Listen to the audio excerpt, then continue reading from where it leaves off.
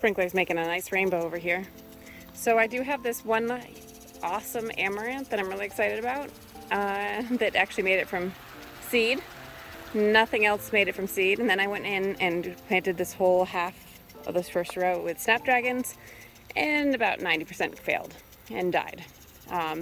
Working with this plastic has really actually been more difficult than I thought it would be for some things. Some things do really well, some things overheat and dried out. The other problem was that we forgot to put the drip line underneath the plastic, so I only have the sprinkler, and I hadn't been being as good about watering because of the drought, trying to conserve water a little bit.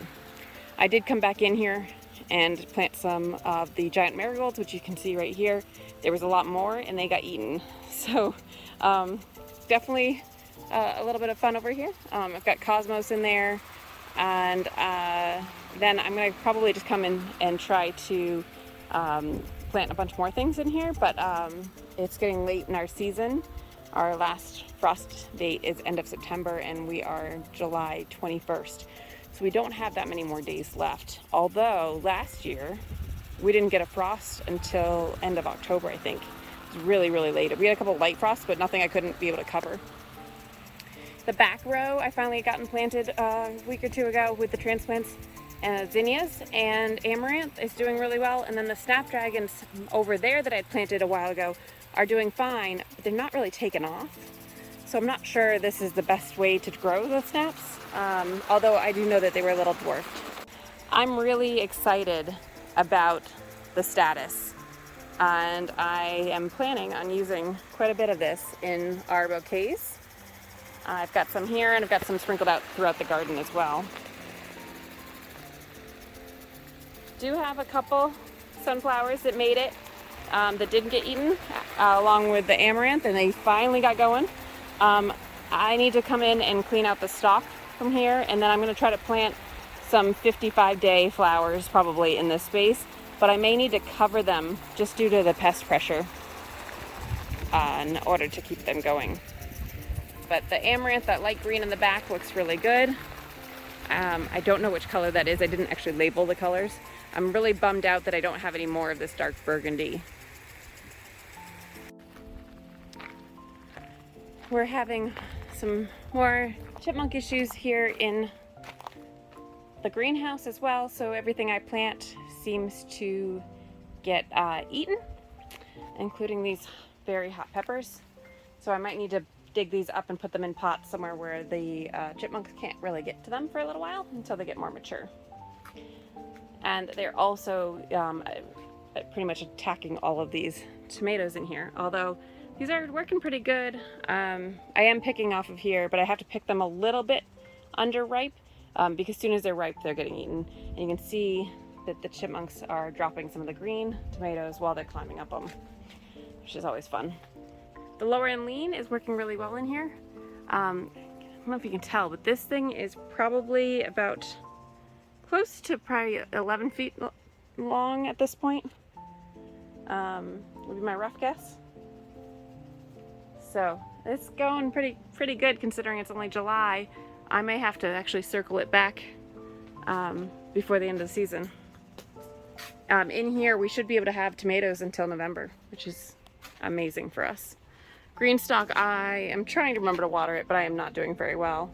The strawberries seem to be doing pretty well.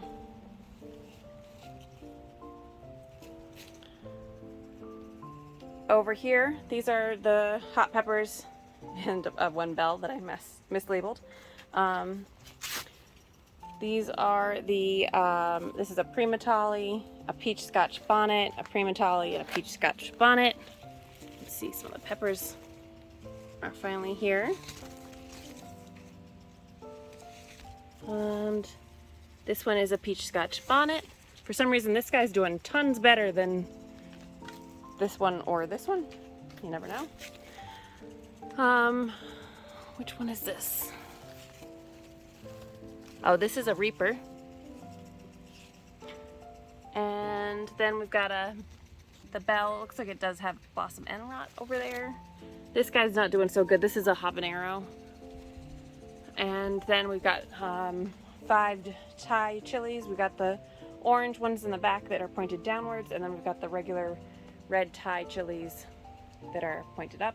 And then we have some stock that I was just putting in the center because I had extra. And I still have plants that I haven't even put in the ground yet. Maybe these guys will go in this bed because all of these other peppers are getting eaten, which is unfortunate. Let's see here. All the leaves got eaten off this one. That one got eaten completely. Due to the storm, I did have a bunch of stuff that I'd bring here. I still need to get this basil planted. That needs to become a top priority, but we're having 90-degree days constantly right now. This is the amaranth I have left, so I was tempted to try to get this planted out in the field because it seems to do really well out there. And then I have giant marigolds left and snapdragons. These ones I might just break into clumps and just put them into one of the side gardens.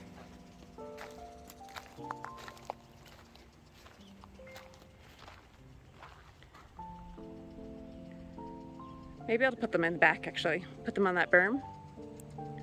I've got a whole bunch of snaps back there already. They won't grow very tall at this point, but should be good. The big beef are finally turning, which I'm excited about as well. And I need to pick some lettuce.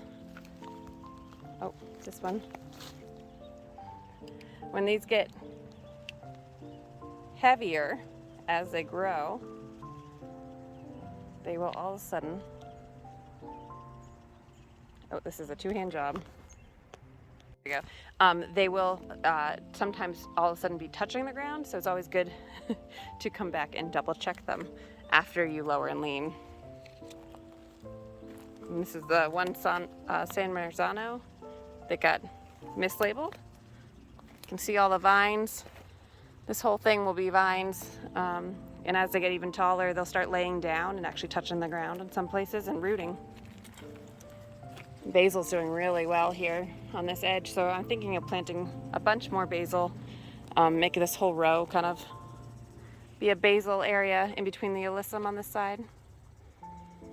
It does look like some of the onions, the necks are breaking, which means it's time to pick them. So some of it's unfortunate because they're kind of small, and some of that I think is because I switched to the drip line and I did not have enough water through the onions with that one center drip line. So that's a lesson learned for next year.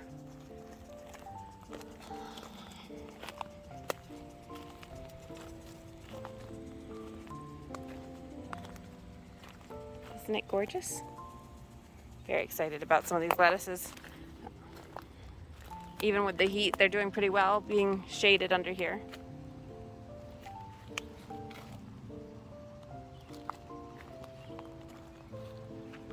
The tomato that was on the end here that was having all sorts of issues, a lot of leaf curl and not doing well, is now doing great.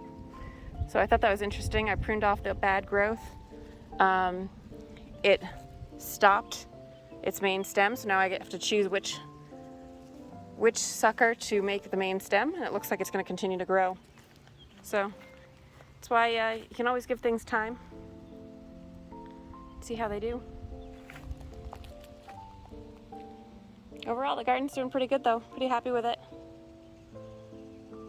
Got some cayennes turning red. I got pepperoncinis turning red. The only thing is missing is a bunch of flowers. I did not put enough flowers out in this vegetable garden this year, and I'm definitely noticing it's not as fun and exciting. There's just a couple marigolds, a couple petunias. I got this nice gorgeous dill flower right here and the alyssum, but I don't have the big zinnias yet as we go through there.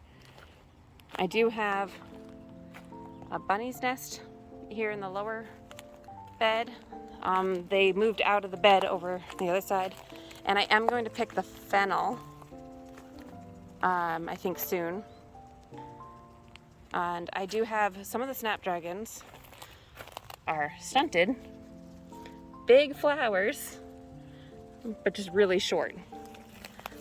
These ones look a lot healthier though, so I'm excited about these. And then the Japanese beetles are eating my basil, which I'm not happy about.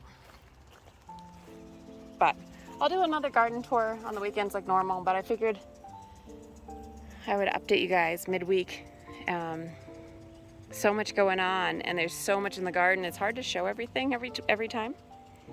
And we just had that crazy storm, so I was really nervous we were gonna lose a bunch of stuff, but thankfully we didn't get hit.